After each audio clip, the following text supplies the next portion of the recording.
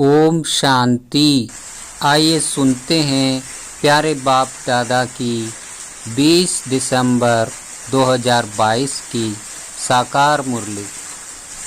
मीठे बच्चे, तुम्हें खुशी होनी चाहिए कि हम अभी यह दुनिया ये सब कुछ छोड़ अपने घर शांति धाम जाएंगे, फिर सुख धाम में आएंगे। प्रश्न है, इस नाजुक रास्ते में निरंतर आगे बढ़ने के लिए कौन सी खबरदारी जरूर रखनी है?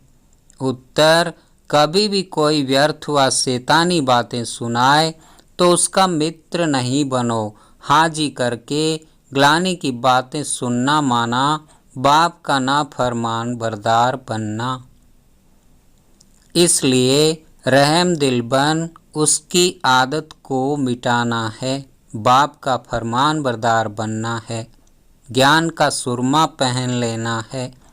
यही बहुत नाजुक रास्ता है जिसमें खबरदार होकर चलने से ही आगे बढ़ते रहेंगे। ओम शांति। मीठे बच्चे, अब तुम समझदार बने हो और फील करते हो कि पहले हम कितने बेसमझ थे। यह भी समझ में नहीं आता था कि यह पतित दुनिया है और इसी भारत में जब देवी देवताओं का राज्य था तो पावन सुखी थे, उसमें कोई दुख की बात नहीं थी। परंतु यह भी निश्चय नहीं होता था कि स्वर्ग में सदैव सुख होगा। स्वर्ग का किसको पता नहीं था। मनुष्य तो समझते हैं वहाँ भी दुख था।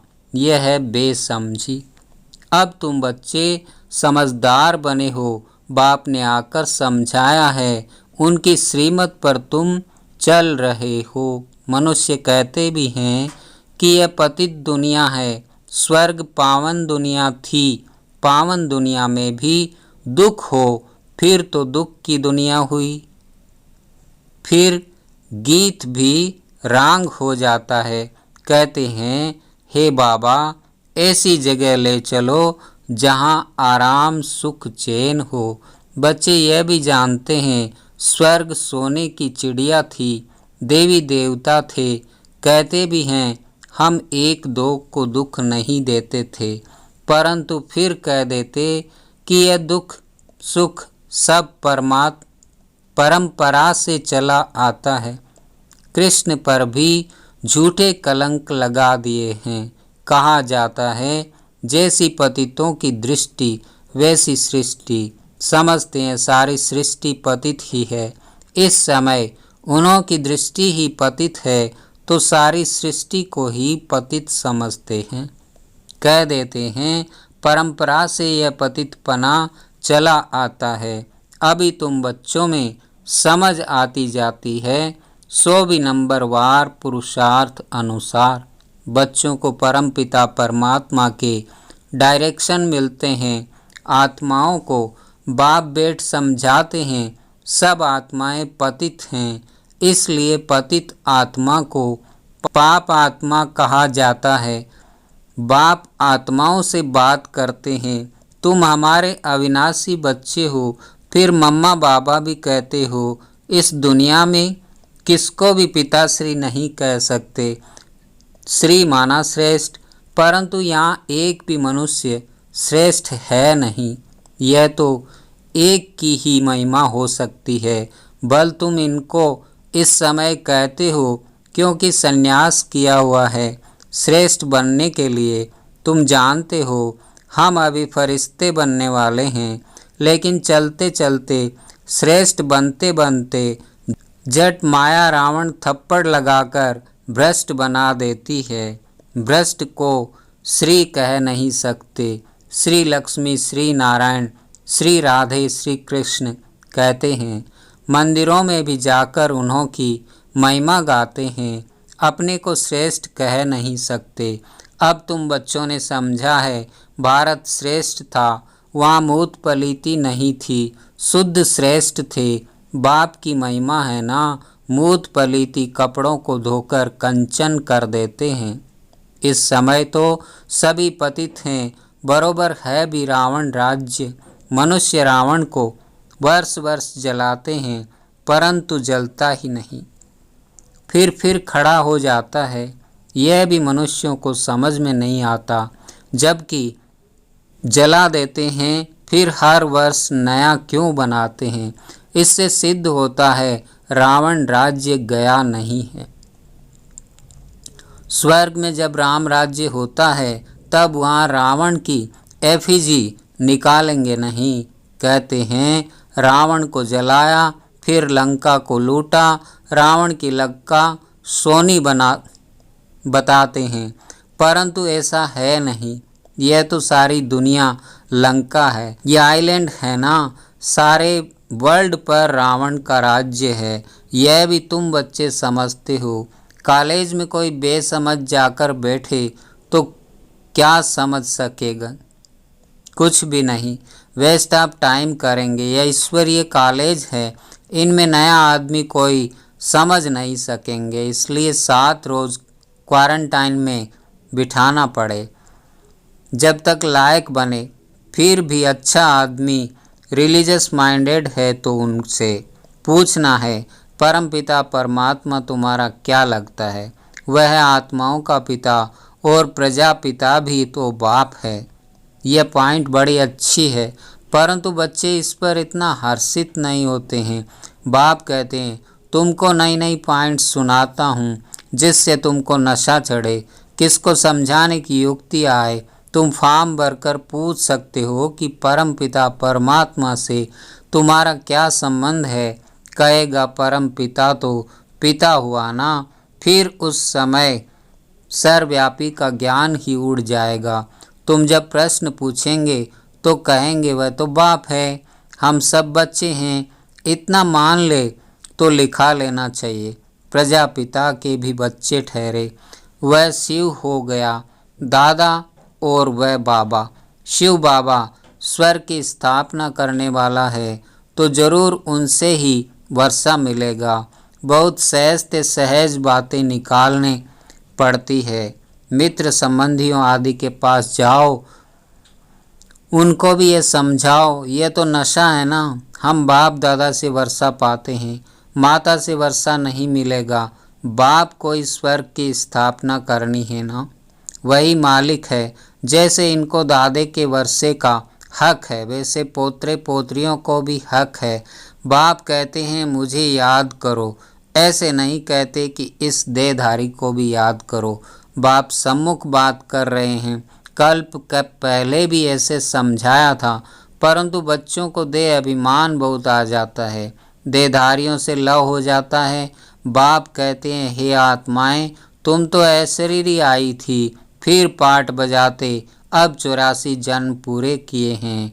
अभी मैं कहता हूँ तुमको वापस चलना है। माम एकम याद करो तो विकर्म विनाश होंगे, देहधारी को याद करने से विकर्म विनाश नहीं होंगे। तुम वायदा करते हो बाबा हम आपको ही याद करेंगे।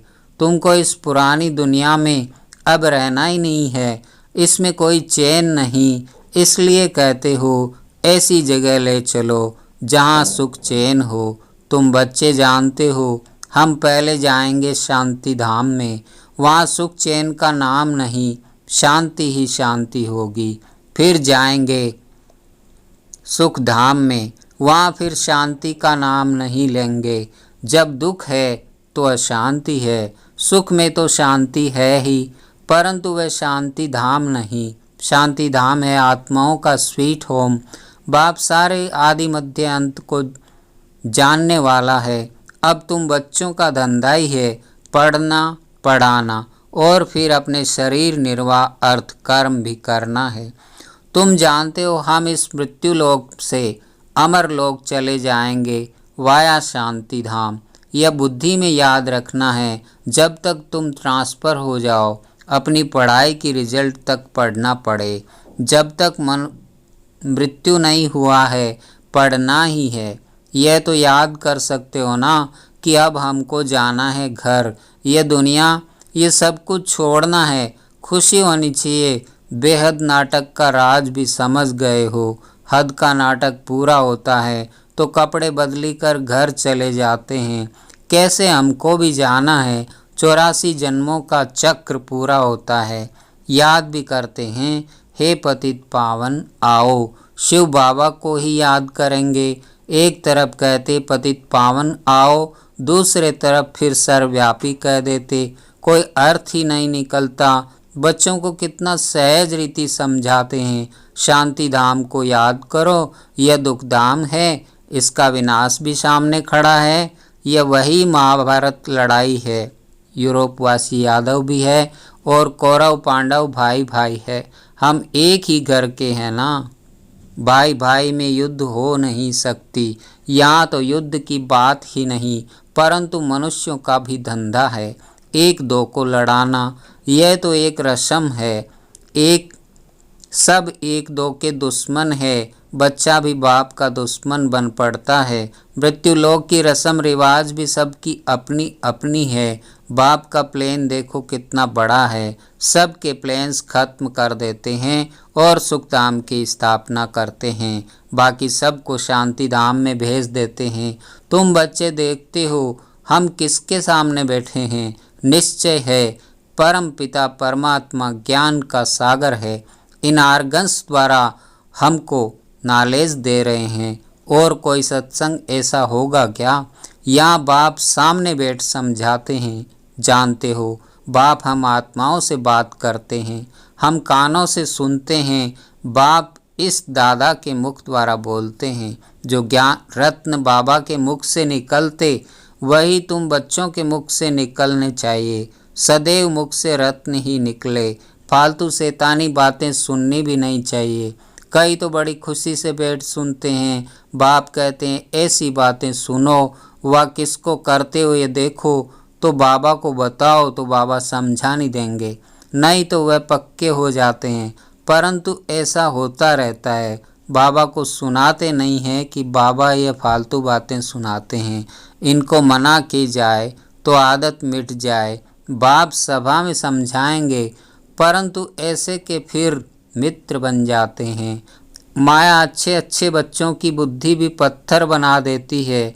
बाप के फरमान बरदार बच्चे बनते ही नहीं। बड़ा नाजुक रास्ता है, इसमें बड़ी खबरदारी रखनी चाहिए। रहम दिल बन, किस में आदत है तो मिटानी चाहिए। हाँ जी करके सुनना नहीं चाहिए। बाबा जो सुखधाम का मालिक बनाते हैं, ऐसे बाबा की ग्लानि तो हम कभी नहीं सुनाएंगे। हमको तो शिव बाबा से वर्षा लेना है, और बातों से क्या तेलुक। कोई सुने न सुने, हम तो ज्ञान का सुरमा पहन ले। कोई ज्ञान अंजन पाते हैं, कोई तो फिर धूल अंजन पाते हैं, उससे ज्ञान का तीसरा नेत्र खुलता ही नहीं। बाबा इतना तो सहज कर समझाते हैं, जो कैसा भी रोगी अंधा लंगड़ा हो वह भी समझ जाए। अल्फ और बे दो अक्षर हैं। बाप समझाते हैं बच्चे मित्र संबंधियों आदि से भी दोस्ती रखो, बहुत मीठा बनो। तुम्हारा काम ही है बाप का परिचय देना। भले दुश्मन हो तो भी मित्रता रखनी है, बहुत मीठा बनना है। बाप कहते हैं तुमने आसुरी मत पर मुझे कितनी गाली दी है, मेरा अपकार किया है, फिर मैं भी तुम पर कितना उपकार करता हूँ। ईश्वर का अपकार होना भी ड्रामा में नूंद है। तब तो कहते हैं यदा यदा ही आया भी भारत में है। समझा भी रहे हैं बच्चों को हर एक बात अच्छी रीति समझनी है। किसकी तकदीर में नहीं है तो फिर वही आसुरी धंधा करते रहेंगे। यहाँ से बाहर गए और इन बातों को भूल जाएंगे। निंदा करते करते यह हाल हो गया है, अब यह निंदा करना तो छोड़ दो। तुम्हारा नाम तो लिखा हुआ है, प्रजापिता ब्रह्मा कुमार कुमारियाँ समझ जाएंगे शिव के पोतरे पोतरियाँ ठहरे। जरूर स्वर्ग का वर्षा मिलता होगा। भारत को वर्षा था, अब नहीं है, फिर अब मिलता है। सतयुग में सिर्फ सूर्यवंशी ही थे। अब तुम बाप को याद करो तो विकर्म विनाश होंगे और वहाँ पहुँच जाएंगे। कितना अच्छी रीति समझाते हैं। तुम बच्चों को भी सर्विस करनी है, परंतु पहले अपनी वृत्ति भी अच्छी रखनी चाहिए। सिर्फ पंडित नहीं बनना है। पक्के योगी राज ऋषि होंगे तो दूसरे को तीर लगेगा, खुद में ही कोई कमी होगी तो दूसरे को बोल नहीं सकेंगे, लज्जा आती रहेगी, अपना पाप अंदर खाता रहेगा। हर बात के लिए बाबा समझाते बहुत अच्छा हैं। कल पहले भी ऐसे ही समझाया था। देवी देवता धर्म तो जरूर स्थापन होगा, कोई पढ़े न पढ़े फिर भी बाप कहते हैं कुछ समझदार बनो। इस कमाई और उस कमाई को बुद्धि में रखो। सच्ची कमाई बाप ही कराते हैं। बाप और स्वर्ग को याद करना यह भूलो मत। सिमरन करते करते अंतमति सो गति हो जाएगी। सवेरे उठ बाप की याद में बैठो। अगर सुस्ती आती है तो समझा जाता है तकदीर में नहीं है। ऐसी प्रैक्टिस करनी है जो अंत में दे भी याद न पड़े हम आत्मा है। अच्छा, मीठे मीठे सिकी लदे बच्चों प्रति माता पिता बाप दादा का याद प्यार और गुड मॉर्निंग। रूहानी बाप की रूहानी बच्चों को नमस्ते। हम रूहानी बच्चों की रूहानी बाप दादा को याद प्यार और नमस्ते। धारणा के लिए मुख्य सार, अपनी वृत्ति को शुद्ध रख, दुश्मन को भी मित्र बनाना है। अपकारी पर भी उपकार कर बाप का सच्चा परिचय देना है। दूसरा, जो रत्न बाबा के मुख से निकलते हैं वही रत्न निकालने हैं। कोई भी व्यर्थ बातें न सुननी है न सुनानी है। वरदान, संगम युग के समय का महत्व जान, परमात्म दुआओं से झोली भरने वाले माया जीत भव। संगम युग के समय का महत्व जान, परमात्म दुआओं से झोली भरने वाले माया जीत भव। संगम युग का 1 सेकंड और युगों के 1 वर्ष से भी ज़्यादा है। इस समय 1 सेकंड भी गंवाया तो सेकंड नहीं लेकिन बहुत कुछ गंवाया। इतना महत्व सदा याद रहे तो हर सेकंड परमात्म दुआएं प्राप्त करते रहेंगे। और जिसकी झोली परमात्म दुआओं से सदा भरपूर है उसके पास कभी माया आ नहीं सकती, दूर से ही भाग जाएगी। तो समय को बचाना यही तीव्र पुरुषार्थ है। तीव्र पुरुषार्थी अर्थात सदा माया जीत। स्लोगन, जो आज्ञाकारी हैं वही बाप की व परिवार की दुआओं के पात्र हैं। जो आज्ञाकारी हैं वही बाप की व परिवार की दुआओं के पात्र हैं। ओम शांति।